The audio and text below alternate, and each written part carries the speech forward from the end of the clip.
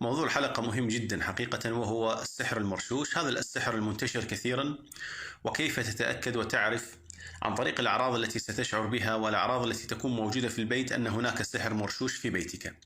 لماذا نقول في بيتك؟ لأن السحر المرشوش دائما يرش في البيت، يعني دائما يرش في البيت ولا يرش في أماكن أخرى، لأنه يعني بسبب أن هذا السحر باختلافه عن باقي الأسحار يجب أن يكون قريب جدا من المسحور، ويجب أن يجدد دائما ويرش دائما ويتكرر رشه في البيت على أقل تقدير كل شهرين كل ثلاثة، لأنه سيبدأ يضعف أيضا مع الوقت حقيقة.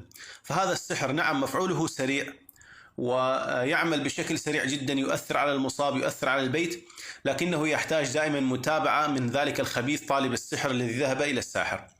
فتجده دائما يكون قريب منك، يكون شخص يدخل إلى بيتك كثيرا فيرش لك الأسحار دائما. اليوم سنذكر أغلب أكثر الأماكن التي سيرش لك بها تلك الأسحار، ما هي الأعراض التي ستظهر في البيت، ما هي الأعراض التي ستظهر عليك أنت كمسحور. صلوا على النبي، ولا تنسى مشاركة هذه الحلقة لأهميتها، ودعم المقطع بلايك لنستمر في نشر المزيد إن شاء الله.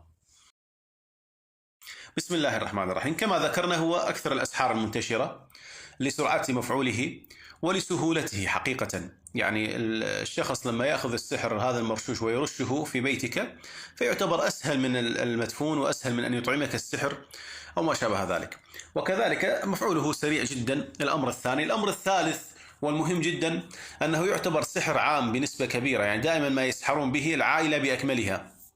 فتجد السحر لربما يكون لشخص محدد من العائلة بشكل خاص، ولكن أيضا هو بشكل عام للعائلة كلها، فلذلك يرش في البيت.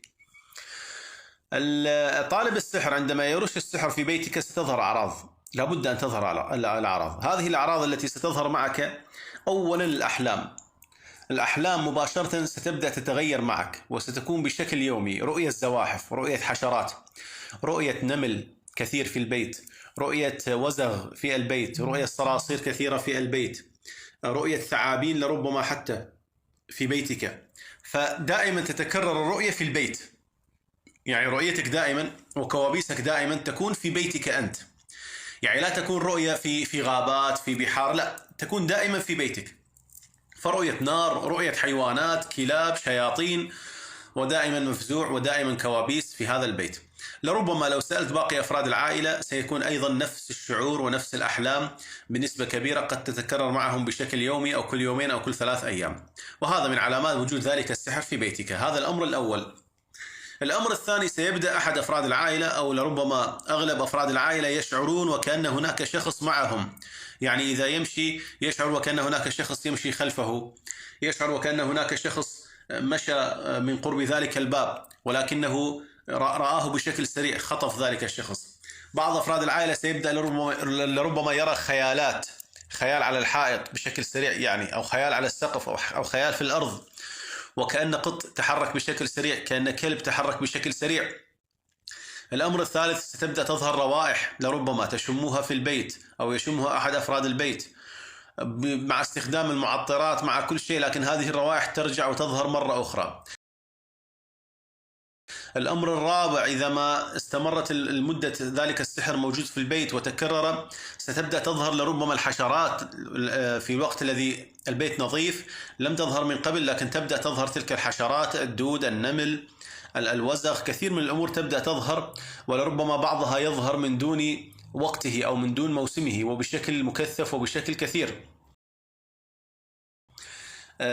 من أعراض أيضا السحر المرشوش حقيقة تبدأ تظهر الأمراض، وخاصة الأمراض الجلدية، خاصة أمراض جلدية، الآلام في المفاصل، آلام في الأقدام، مشاكل في الأقدام، ثقل في الأقدام، كسل شديد. الأمر الخامس والأخير والأهم هو التعطيل، لأن دائما السحر المرشوش غايته هو تعطيل أفراد الأسرة، تعطيل الدراسة، تعطيل العمل، تعطيل التفريق بين الزوجين. هذه الأمور كلها يفعلها ذلك السحر المرشوش، فيبدأ يعني يلاحظ أفراد هذا البيت التعطيل، النحس الذي بدأ يظهر معهم بشكل واضح جدا، أو مع أفراد الأسرة، حتى مع الأطفال في دراستهم أو ما شابه ذلك. الآن الأماكن التي يرش فيها السحر إخواني أخواتي الأكارم: الأمر الأول يرش عند عتبة الباب في الخارج، يعني عندما يأتيك ذلك الضيف فيرشه في خارج عند الباب، لأنه دائما يرش في مكان تتردد عليه كثيرا أنت، على أقل تقدير كل يوم ستمر من ذلك المكان. المكان الثاني والمهم جدا هو يرش في الحمامات، فتجد ذلك الخبيث الذي يأتيك ومعه السحر يدخل إلى الحمام، إلى حمامك، فيرش السحر في الحمام ليضمن أنه أغلب الناس لا تعرف كيف تبطل السحر في الحمام، فيضمن أنه هذا المكان لن يصله المسحور. هذا الأمر المكان الثاني. المكان الثالث وهو الأضعف، وهو غرفة الضيوف، لأنه قد يكون ذلك الضيف لا يستطيع أن يرشه في الباب ولا يستطيع أن يرشه في الحمام، فدائما يرشه في غرفة الضيوف. والأمر أو المكان الأخير، وهذا إذا وصله ذلك طالب السحر الخبيث فيكون يعني ممتاز بالنسبة له، وهو غرفة النوم أو الفراش الذي تنام عليه. هذه 4 أماكن مهمة جدا يرش فيها السحر المرشوش. ما هو العلاج؟ الآن الأهم، ما هو العلاج وكيف أيضا نعالج السحر المرشوش في الحمام؟ لأنه هذا المكان كما ذكرنا من الأماكن المهمة جدا يرش فيها السحر. الأمر الأول، أنا أنصح بالريحان، مهم جدا في إبطال السحر، عشبة الريحان. أنصح بالملح، وأنصح بالماء، فهذا الخليط يكون ممتاز جدا لإبطال السحر. هذا الخليط بإذن الله تعالى تقوم بصنعه بنفسك، والكمية حسب حجم البيت أو حسب الأماكن التي ستقوم برشها بهذا الخليط.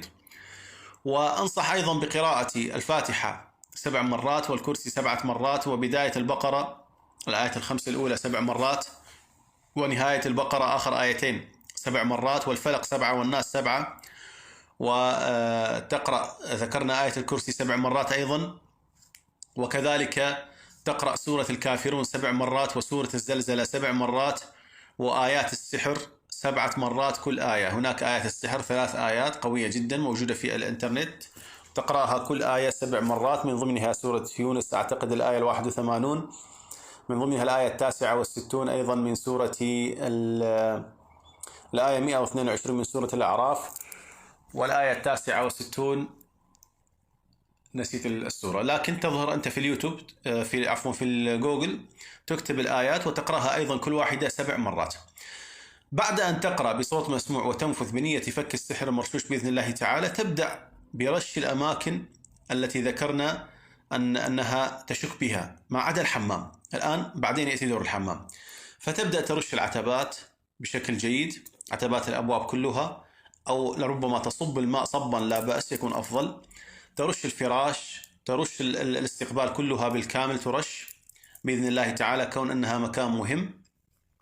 وهذا طبعا ل3 أيام متتالية. أما بالنسبة للحمام فسيكون نفس الخليط لكن من دون قراءة القرآن، نفس الخليط، يعني نفس الريحان والملح والماء، لكن لن تقرأ القرآن على ذلك الماء، وإنما ستردد كلمات لإبطال السحر.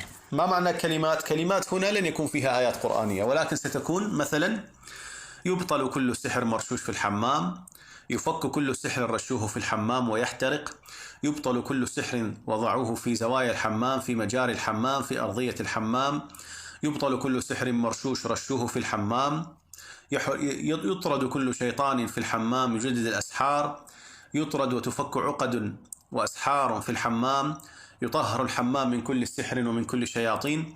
وتردد هذه الكلمات، فهي ممتازة أيضا وكافية لتطهير الحمام بإذن الله. ثم بعدها تصب ذلك الماء في كل الحمام، وأيضا حتى على الجدران إلى الحد الذي يستطيع أن يصله طالب السحر، فيكون بذلك، وحتى هذا الماء يدخل المجاري لا بأس، فيكون بذلك بإذن الله تعالى أمر يكفي لتطهير الحمام. قبل الدخول إلى الحمام ورصب ذلك الماء، فتقف خارج الحمام، ثم تفتح باب الحمام وتوجه السبابة وتقرأ آية الكرسي 3 مرات. هذا من باب التحصين، ويعتبر أيضا تحريج لا بأس به. فبعدها ترش في ذلك الحمام بإذن الله تعالى.